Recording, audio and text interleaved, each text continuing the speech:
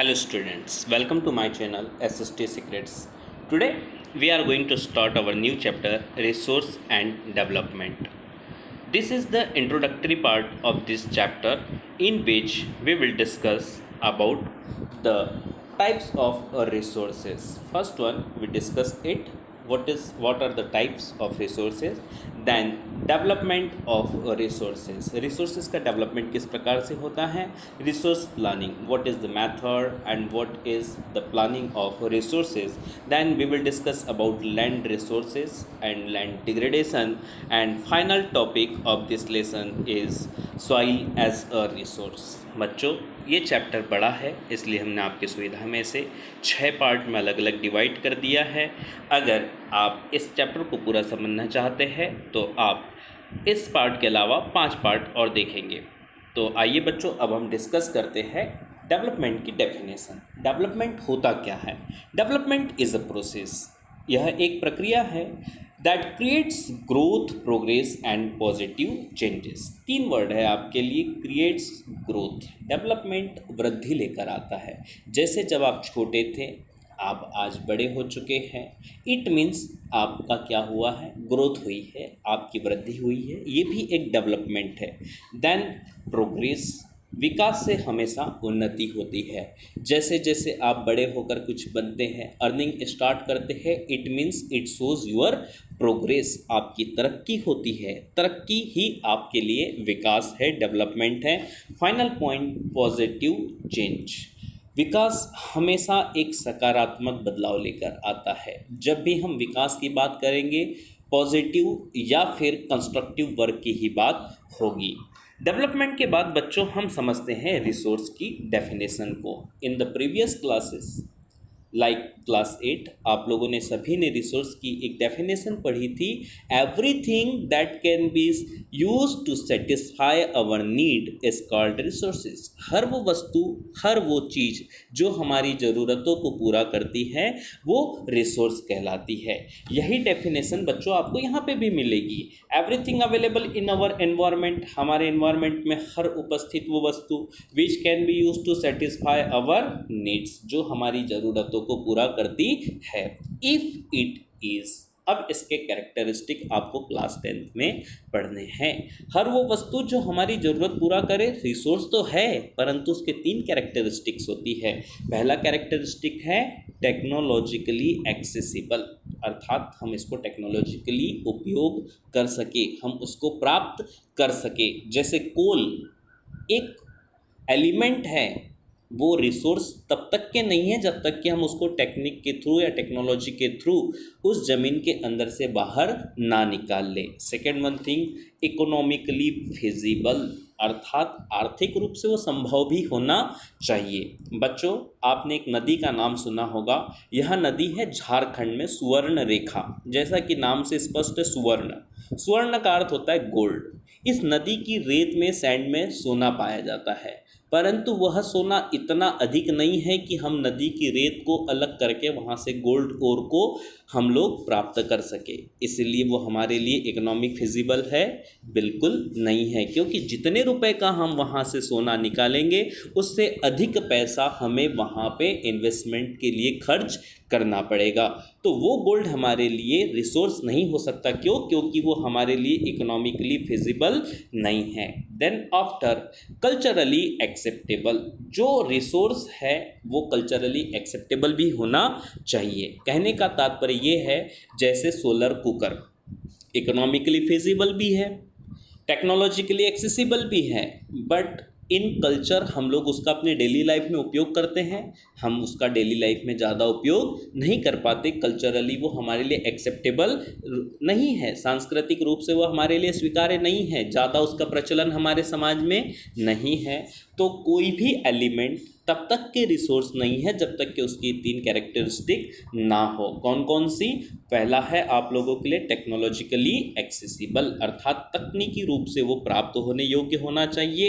Economically physical, आर्थिक रूप से वो हमारे लिए संभव भी होना चाहिए. एंड फाइनली कल्चरली एक्सेप्टेबल, सांस्कृतिक रूप से वो हमारे लिए स्वीकार्य भी होना चाहिए.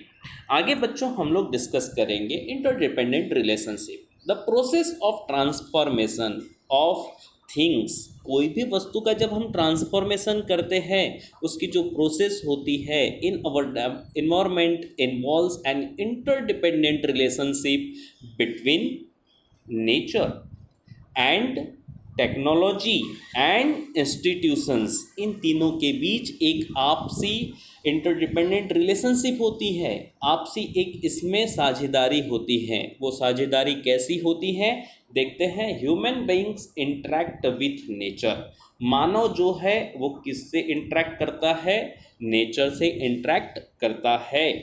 एंड थ्रू टेक्नोलॉजी, किसके थ्रू मानव इनसे इंटरेक्ट करता है, टेक्नोलॉजी के थ्रू। हमने देखा, हमने माइनिंग यहाँ पर इस्टेब्लिश की, माइनिंग क्यों इस्टेब्लिश की हमने, जो नेचर के अंदर में जो डिपॉजिट कोल है उसको निकालने के लिए, उस कोल को निकालने के लिए हमने यहाँ पर क्या सेटअप किया, इंस्टीट्यूशन सेटअप किया। अर्थात हमने यहाँ पर पूरा का पूरा एक प्रशासन या फिर हम कहें तो इंस्टीट्यूशन सेटअप किया ताकि हम पूरी व्यवस्था को संभाल सके। और ऐसा क्यों किया, to accelerate their economic development, हम अपने विकास को एक्सेलरेट कर सके या हम अपने विकास को बढ़ा सके। अब यहाँ जो समझने वाली बात है बच्चों वो ये है कि इन तीनों के बीच एक आपसी रिलेशनशिप है।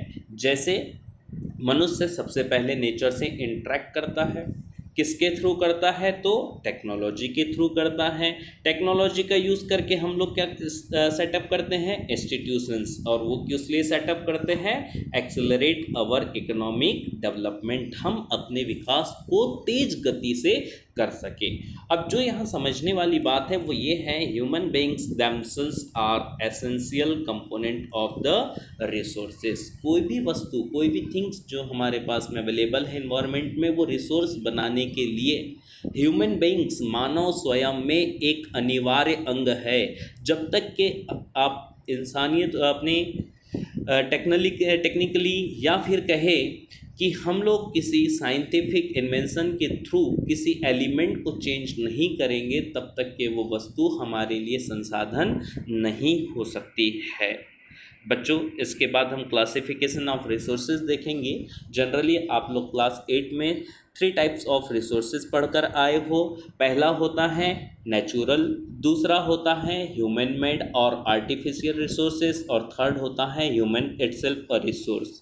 यहाँ पर हम एक ब्रॉड कैटेगराइजेशन देख रहे हैं जिसमें रिसोर्सेज को 2 भागों में बांटा गया है, natural resource and human resource. Natural resource 2 प्रकार के होते हैं, रिन्यूएबल रिसोर्स जैसे वाटर है, एयर है, ये कुछ समय बाद रिप्लेनिश हो जाते हैं, रिन्यू हो जाते हैं, इसलिए हम इनको क्या कहते हैं, रिन्यूएबल अर्थात नवीनीकृत संसाधन। कुछ ऐसे रिसोर्स होते हैं जिनको हम रिन्यू नहीं कर सकते, ऐसे रिसोर्सेज कहलाते हैं non renewable resources. Renewable resources 2 प्रकार के होते हैं। पहला होता है कॉन्टिन्यूअस, जैसे विंड और वाटर, ये फ्लोइंग होते हैं या लगातार निरंतर चलने वाले होते हैं। नेक्स्ट होते हैं बायोलॉजिकल, जैविक, इसमें 2 प्रकार के आते हैं, नेचुरल वेजिटेशन, पेड़ पौधे वनस्पति, और वाइल्ड लाइफ, जंगली जानवर। नॉन रिन्यूएबल रिसोर्सेज भी 2 प्रकार के होते हैं, रिसाइक्लेबल लाइक मेटल, जैसे लोहा, आज हमने उपयोग किया, लोहे का डेस्क हमारा ख़राब हुआ, हमने उसको भंगार में बेच दिया, हम उसको रिसाइकल कर सकते हैं। एंड देन नॉन रिसाइक्लेबल जैसे फॉसिल फ्यूल, पेट्रोल डीजल वगैरह आप लोग उपयोग करते हैं, एक बार उपयोग करने के बाद क्या हम इसे रिसाइकल कर सकते हैं क्या, बिल्कुल नहीं कर सकते। जबकि मेटल्स को देख लीजिए आप, अगर आपके घर का कोई बर्तन है जो किसी मेटल का बना हुआ है, ब्रॉन्ज वगैरह का, या फिर वो बना हुआ है कॉपर का, तो उसको हम रिसाइकल कर सकते हैं। लास्ट होता है ह्यूमन रिसोर्स को भी 2 भागों में बांटा गया है। स्ट्रक्चर्स में बिल्डिंग्स वगैरह आप स्कूल्स देखते हो, कॉलेजेस देखते हो। And then quantity and quality, itself human, अगर उसके पास क्वालिटी है, क्वांटिटी है, तो वो भी हमारे लिए एक रिसोर्स होता है। तो बच्चों ये था हमारा पहला इंट्रोडक्शन पार्ट इस चैप्टर रिसोर्स और डेवलपमेंट का। आशा है आपको यह चैप्टर समझ में आया होगा। तो आप इस चैप्टर को पढ़ने के बाद में इसके 5 पार्ट और देखिए। हमारे चैनल को सब्सक्राइब कीजिए, लाइक कीजिए। वीडियो देखने के लिए आपका धन्यवाद।